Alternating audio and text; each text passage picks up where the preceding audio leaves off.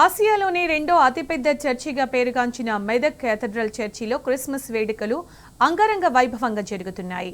తెల్లవారుజామున ప్రాతకాల ఆరాధనతో మెదక్ చర్చిలో క్రిస్మస్ మహోత్సవం ప్రారంభమైంది. ఇన్ఛార్జ్ బిషప్ రూబెన్ మార్క్ భక్తులకు దైవ వాక్యాన్ని అందించారు. క్రైస్తవ సోదరులకు యేసుక్రీస్తు జన్మదిన శుభాకాంక్షలు తెలిపారు.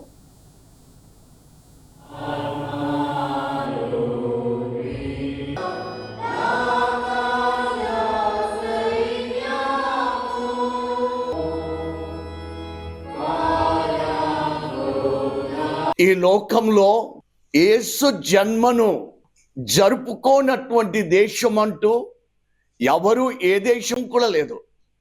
అన్ని దేశాలలో ఆయన జన్మను ఏదో ఒక రకంగా జరుపుకుంటుంటారు. కారణము ఆయన లోకరక్షకుడుగా జన్మించినందుకు. ఈ లోకంలో ఎందరో జన్మించారు, కానీ అందరి జన్మ మాత్రము ఈ ప్రపంచమంతా జరుపుకోదు. జరుపుకునేటువంటి ఒకే ఒక వ్యక్తి జన్మదినం ప్రపంచమంతా, అది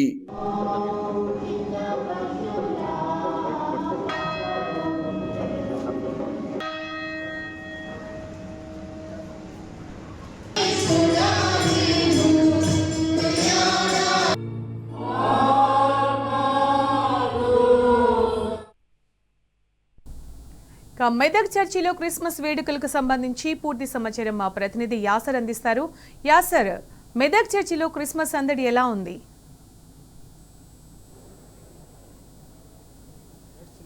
యేసు నామస్మరణతో మెదక్ చర్చ్ అయితే మారుమోగుతుంది. ఉదయం 4 గంటల నుంచే ఇక్కడ ప్రత్యేక ప్రార్థనలు ప్రారంభమయ్యాయి. ఉదయం నుంచే భక్తులు పెద్ద ఎత్తున ఈ చర్చికి తరలివచ్చి ప్రత్యేక ప్రార్థనలు చేస్తున్న పరిస్థితి మనం చూస్తున్నాం. మనం విజువల్స్లో చూడవచ్చు, భక్తులు మొత్తంగా పిల్లలతో సహా భక్తులు పెద్ద ఎత్తున చేర్చుకొని చర్చిలో ప్రత్యేక ప్రార్థన చేస్తున్న పరిస్థితి మనం అయితే చూస్తున్నాం. ఎంతో ప్రసిద్ధిగాంచిన ఈ మెదక్ చర్చిలో అయితే క్రిస్మస్ సంబరాలు అంబరాన్ని అంటాయని చెప్పవచ్చు.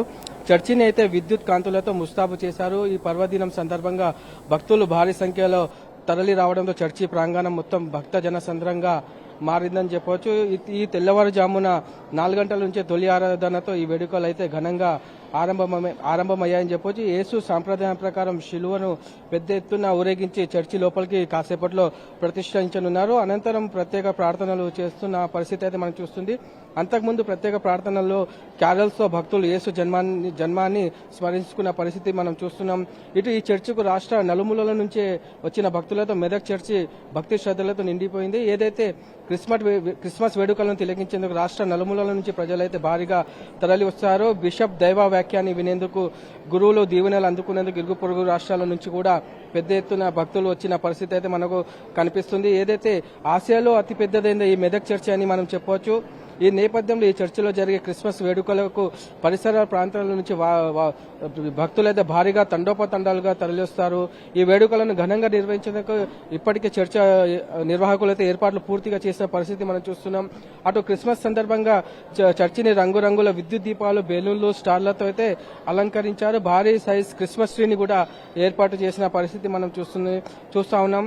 అలాగే క్రీస్తు జన్మ వృత్తాన్ని భక్తులకు కళ్ళకు కట్టేలా పశువుల పాకను కూడా ఇక్కడ ఏర్పాటు చేసినట్లు మనం చూస్తున్నాము.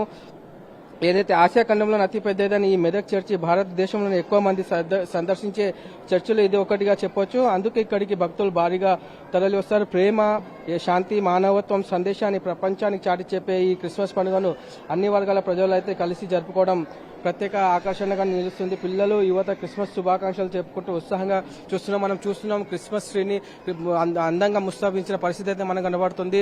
పిల్లలు, పెద్దలు ఇక్కడ ప్రత్యేకంగా వచ్చి ప్రత్యేక ప్రార్థనలు చేస్తున్న పరిస్థితి అయితే మనకు చూస్తా ఉన్నాము. కాసేపట్లో ఇక శిలువతో బిషప్లు పెద్ద ఎత్తున సందేహం ఇచ్చే అవకాశం అయితే ఇప్పుడు కాసేపట్లో ఉంది. మరి కాసేపట్లో ప్రత్యేక ప్రార్థనలు కావుంది. మొత్తానికి చూసుకున్నట్లయితే మెదక్ చర్చిలో క్రిస్మస్ సంబరాలు అయితే అంబరాన్ని అంటున్నాయని చెప్పవచ్చు. భక్తులు పెద్ద ఎత్తున తరలివచ్చి ఇక్కడ ప్రత్యేక ప్రార్థనలు చేస్తున్న పరిస్థితి ఉంది. మరి కాసేపట్లో రెండవ ప్రార్థనలు ఇటు ఆరంభమయ్యే అవకాశం ఉంది. Sunitha, over to studio. Thank you Acer.